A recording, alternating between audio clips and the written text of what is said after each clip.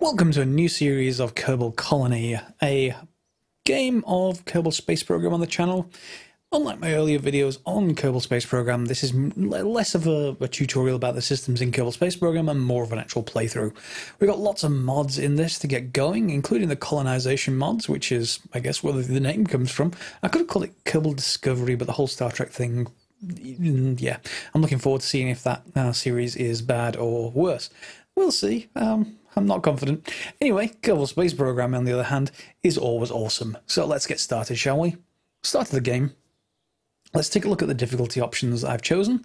They are fairly difficult, probably more than you will go for yourself. Bear in mind, I'm allowing a reverting flights because YouTube and I may need to re-record some segments. Makes it really quite difficult otherwise. And the respawn timer is the same reason. Normally I turn those off, but not in this case. And we've got the comm network enabled. We're going to make sure they level up immediately. Our part pressure limits, G-force limits, and Kerbal G-force limits are on. Plasma blackouts on. Require signal for control is on.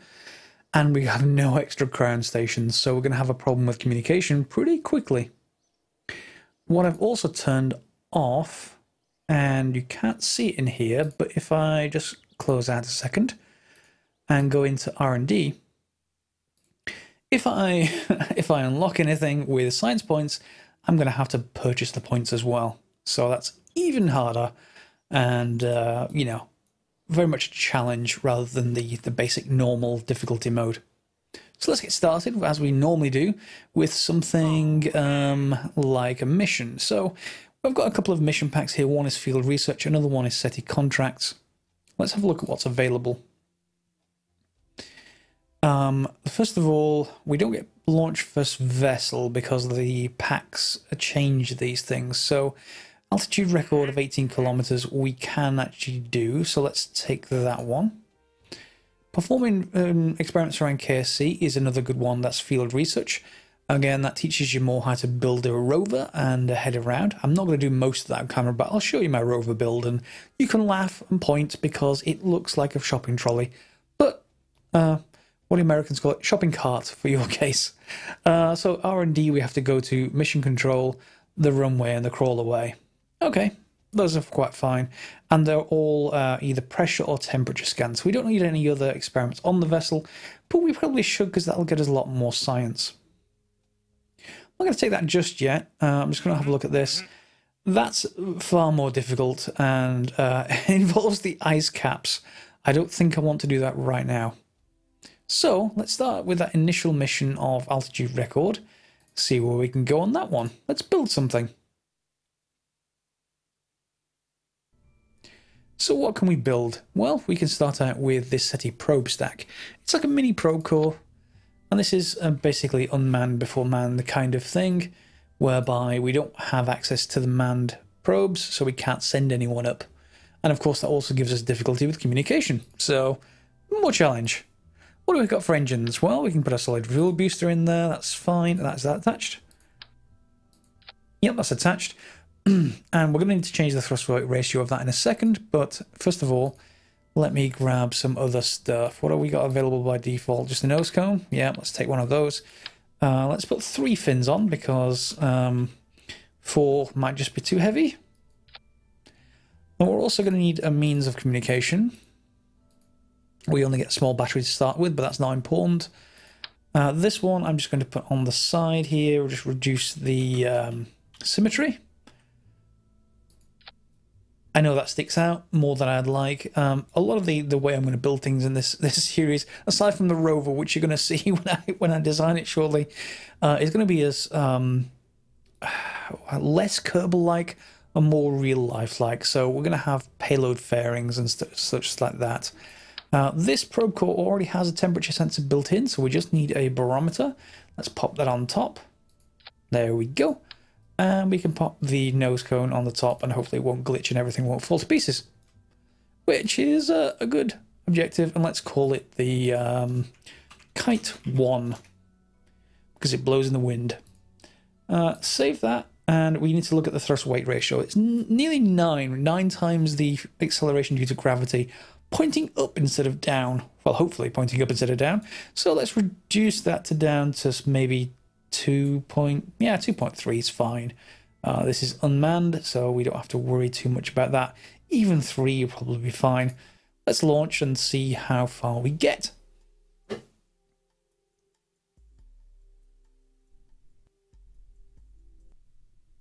Alright, and that just appears off screen. Let me just grab this window.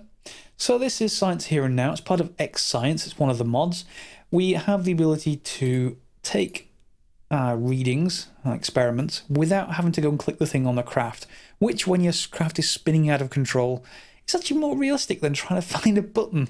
So yeah, we'll just take that and we'll take 2 temperature and pressure readings from the launch pad, which unfortunately uses up some electric charge. We need to keep our eye on that one.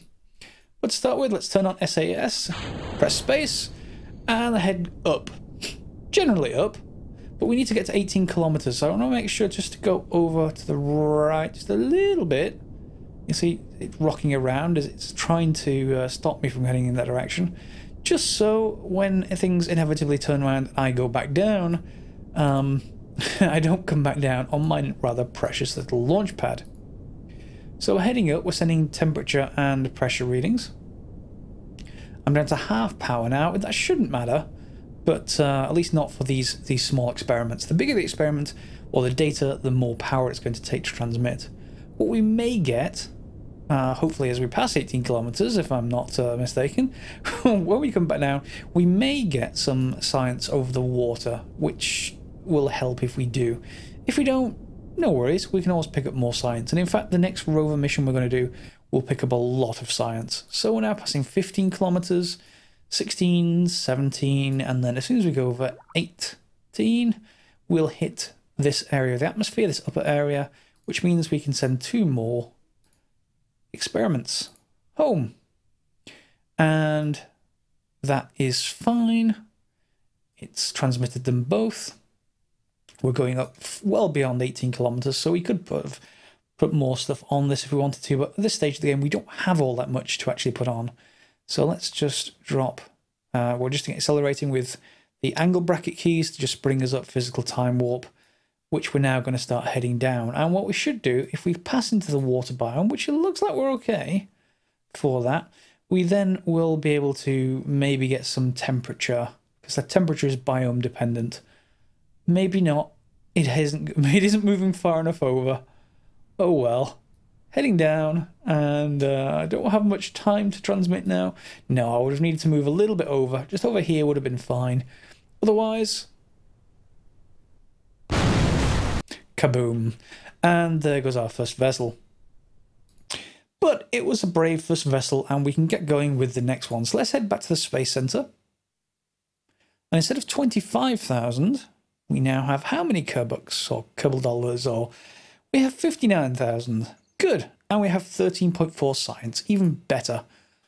So you may think that the tech tree is different than you expect from vanilla. It is. It uses the community tech tree. And in here we have lots more technology to unlock. To start off with, however, I definitely want Engineering 101. It has this, the seismic accelerometer. This is normally much later on in a vanilla playthrough. But in this case, we need that to actually enable a lot of the science. We want to collect as much science as possible. So we want to try and prioritize, apart from a few nodes, like I think this one, trying to prioritize getting more science, which will unlock more nodes, and you go around in circles there. So I'm going to take that one. That's only 3 science points to unlock. I'm going to have to choose to buy things in here. So we're going to buy the Rove Mate.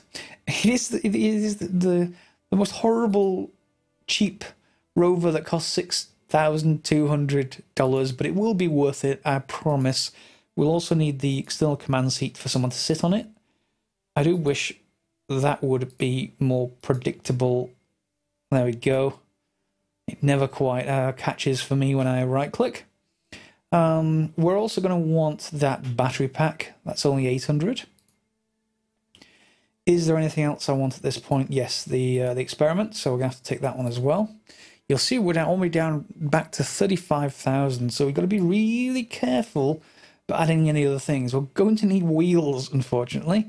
And we're going to go for the cheap ones, which is why this rover will look so much like a shopping trolley, a shopping cart. Yeah, it really won't be all that impressive. I guarantee it. In fact, we don't need structural parts. We don't need early aviation, certainly not for a rover.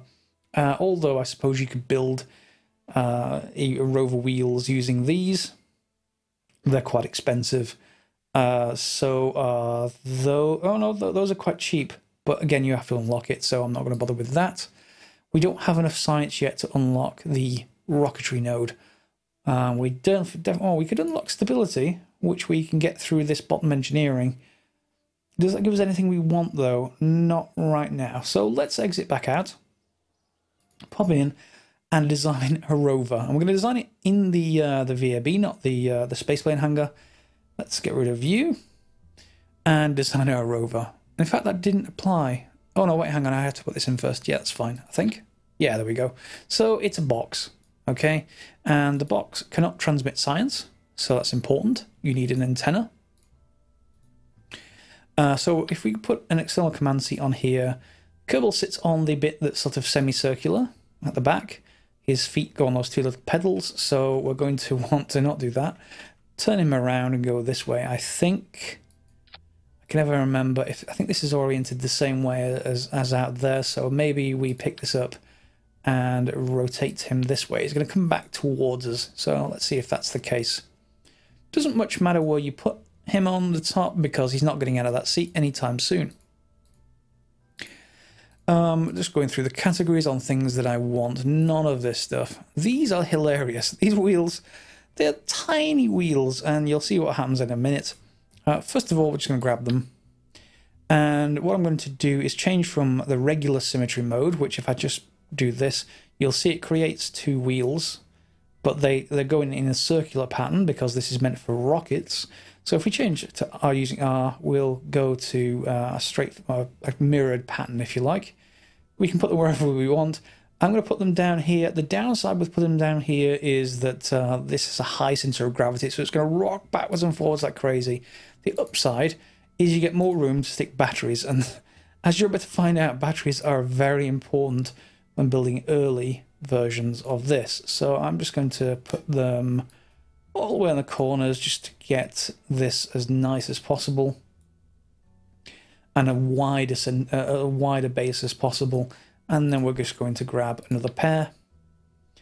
I'm going to do the same thing with these, line them up roughly vertically, go into place mode,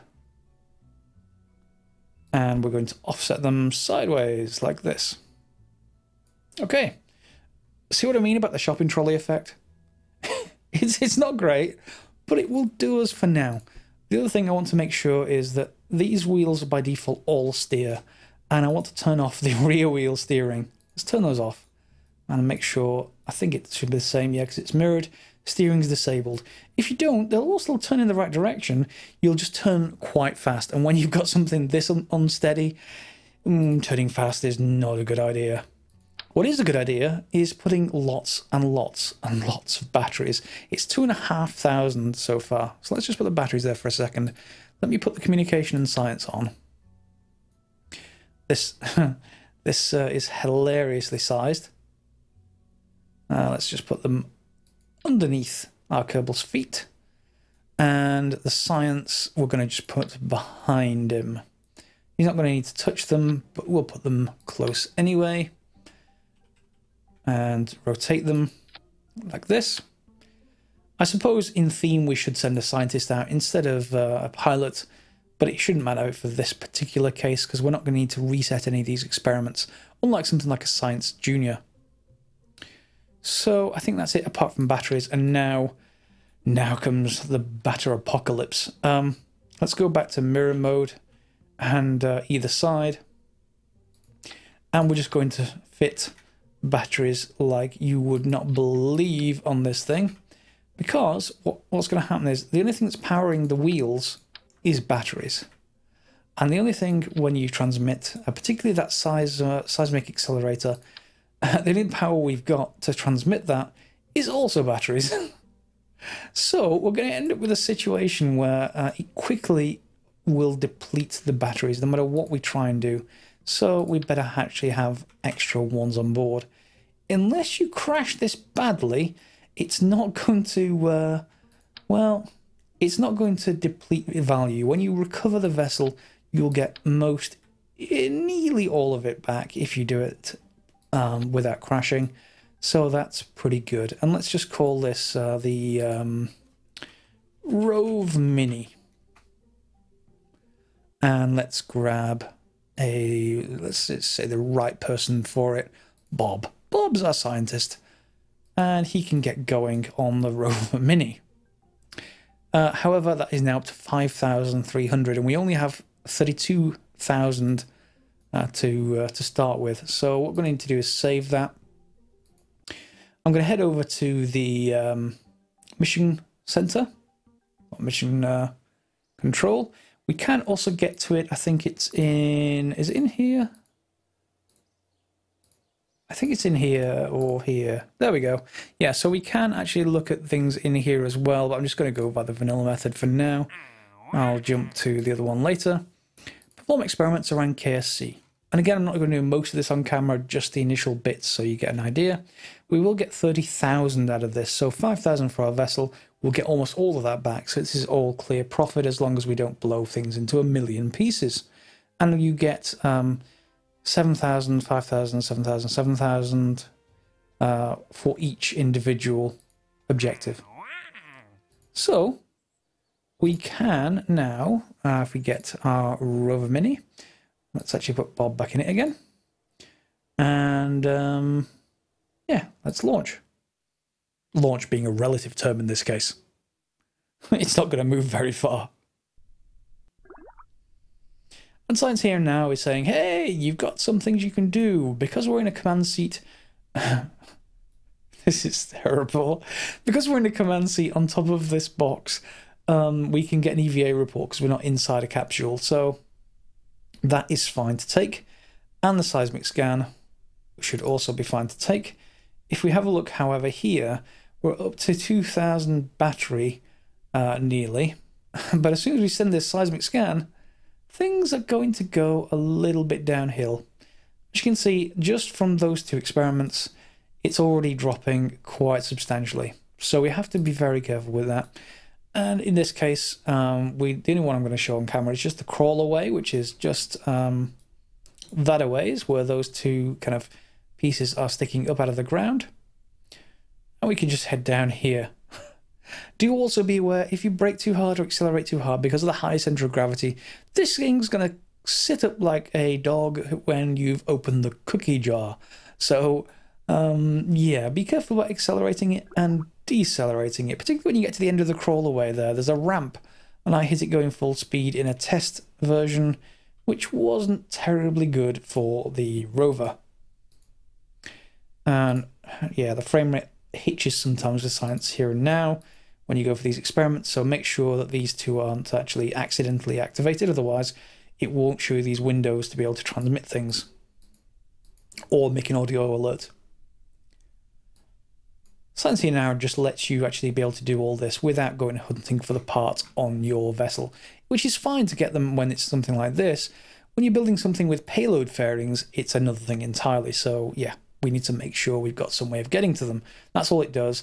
I'm not going to use it for much else, X-Science, other than we can track with the other version of it exactly which science we've done and which biomes, if you like to be a completionist about it. So that's done, and it's sent off all of that science, wonderful amounts of science points. We've got 29 already, just from those 6 experiments, 2 on the launch pad, 4 on the crawl away. We should now go and do all the rest. I'm not going to do that on camera, so I will go get it myself. However, one thing to make sure you don't miss, right there is the flag. Most people forget it, but if you go right up to the flag and just slightly bump into the base of those like little sandbags down there, that's another biome. That's even more points versus we got one set here, another one here. This area is one, the flag is another, that area is another, this is another, and this is another, and so is the runway. And if you go far enough out into this area, you will get the last one, but I'm not too worried about that. All I'm really worried about is this mission for now, and maybe I'll go and tour a few of the others. But as I said, not on camera because that will be boring compared to a rocket, so let me go and do that, and we'll come right back. So here we are approaching mission control in our intrepid explorer who's gone into the car park and ran a few experiments. There we go, and the last thing we actually need here is just a pressure scan, which we can transmit. And we may as well do the others as well. So EVA, temperature scan, and seismic. Just go wait for that to finish. We've got the mission complete, which means we have 86,000 Kerbal bucks, I'm not sure what to call them, dollars anyway, and 125 science points, which is even better. That may well go up in a second. 131 science points, so pretty good. Let's just stop ourselves and recover the vessel. So now we've got enough science points to really fund early rockets, and that's the important point about doing this. We don't have to do it again, it's just driving around a lot of time. And $91,000.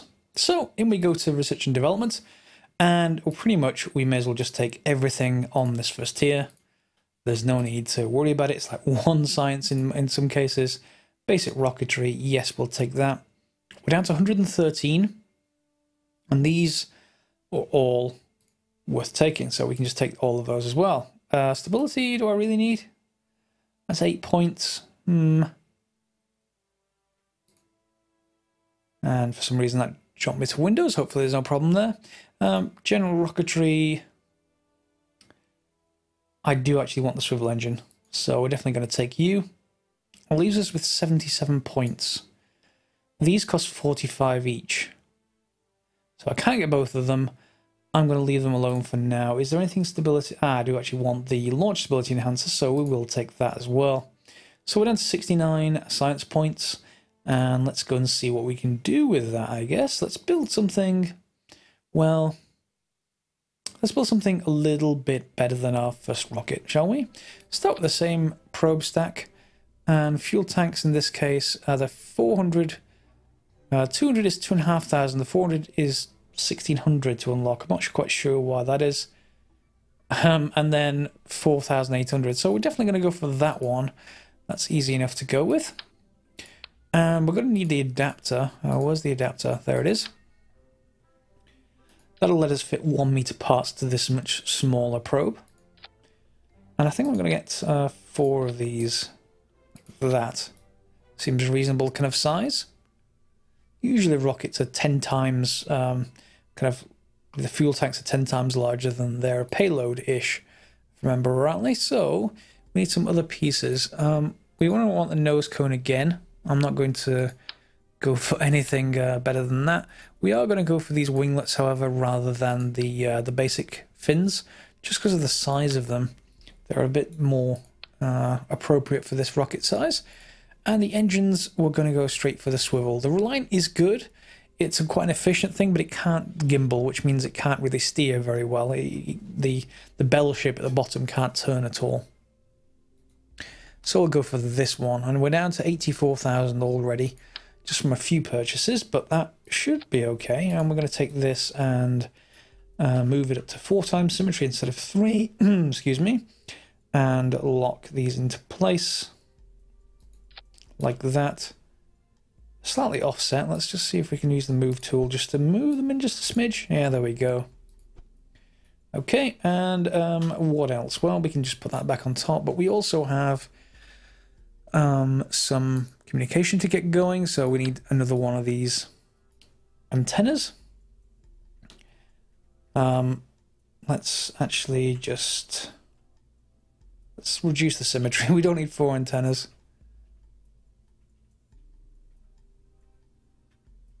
There we go. And we can just drop on this to the side. I don't think that's modelled at all, so we don't need to worry about that one. And then in science, we're not going to need the seismic accelerometer because that is a surface experiment, if I remember rightly. It'll still function while flying, so it can use to accelerate. Oh, okay. Okay, we can see whether that actually offers any actual usable data. I don't think it does. And unfortunately, it costs 900 every time, but we have the spare one, so I just want to see whether that... I think about in vanilla that didn't actually do anything when it was in flight, but we can easily try it. There's no issue with doing that. Put those 2 in place. Put the nose cone back on, and we've got a working rocket. It is thrust to weight ratio of 2. So that is pretty good as far as an unmanned rocket is concerned. And now we just want structural, and we're going to unlock the stability enhancer. We're down to 83,000. We just want one of these, I think. I don't think we need to do anything more excessive than that. Both of them are in the same staging group. We don't need to worry about staging groups too much. And let's call this the Kite 2. Save it. So here we are. We have the original vanilla contract for Escape the Atmosphere. Gives us 13,000. Or hang on, that's at the total. Yeah, it is the total. So it gives us 8,000 total. Let's take that. And there is also the modded version, which is this. So Escape the Atmosphere. This gives us more, but of course we're using a lot more to actually buy parts. So it kind of balances out. And a manned altitude record we're not ready for yet. So let's take that. Exit out. We should be able to launch from here. And I'll see you on the launch pad. Here we are. We're ready to launch. Let's turn on SAS. Launch. And we will see where we get to with this. Now, I'm not going to tip over to head towards orbit too much, but I am going to get away from the launch pad. So just as we increase towards 100, we're just going to pull slightly to the side. We've got more than enough power in this thing to get above the atmosphere. We got 3,000 delta V left. You can see it down here, which, as long as we don't tip over, should be enough to get us into space easily, and into high space more to the point, which is what we actually want. So we're going to head up, and we're through the lower part of the atmosphere. So as we get near 500 or so, I'm just going to, pull back on the throttle, just so we get through the thick part of the atmosphere. And then once we get into the upper atmosphere, we can throttle back up again. So approaching 500. Let's just throttle back. And that's fine. And you'll see we don't get the heating effects that you would do otherwise as we go through this thicker part of the atmosphere. We're still going up, however. No problems though. We're still accelerating. We'll just cut back and we're going to get more fuel that way. We could, if we wanted to, tip over, once we're sure that our apoapsis is far enough away, which it is going to be soon. That's up at 64 kilometers. We only need to get to 70. But if we carry on going up, we may get to high space, which may help slightly. These experiments aren't terribly great for science that we start off with, at least not the temperature and barometer. I don't think the seismic thing does anything, but, I'm willing to try it anyway, even though it says it functions while flying. So let's give that a go, and we can just accelerate again. So now, as you can see, we're growing. Probably want to get as far up as possible just to get any high science, so I don't need to do much else at this point. Although that we are technically heading for an orbit, but it just so happens that our orbit will intersect with the ground. We can take the 2 science here. This is in space, so we can send temperature and barometer, and as expected, the seismic acceleration does nothing, so we don't need to worry about it. That got transmitted to the ground, but it's only 6 science. Compared to that stuff we did with the rover, it's not really all that great, but it's fine because the main point of this is not so much the science, but indeed the mission, which we passed. Escape the atmosphere, which we're now up 118,000 credits. Let's call them credits, yeah. However, as you can see, it's quite a high, apoapsis. So what we can actually then do is just accelerate a little bit.